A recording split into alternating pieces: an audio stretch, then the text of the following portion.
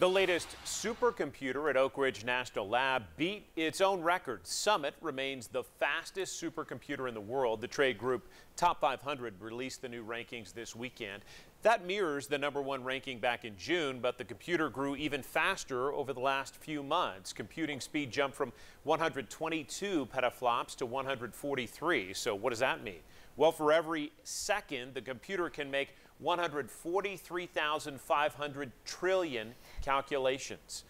Another national computer in California took second in the rankings. A Chinese computer came in third.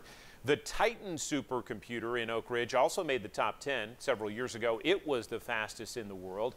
The rankings also list Summitt as the third most energy efficient supercomputer in the world. Now, on our website at WBIR.com right now, you can watch a 360-degree video inside that supercomputer. Also see how the lab is using it now and in the future. Robin? Dolly.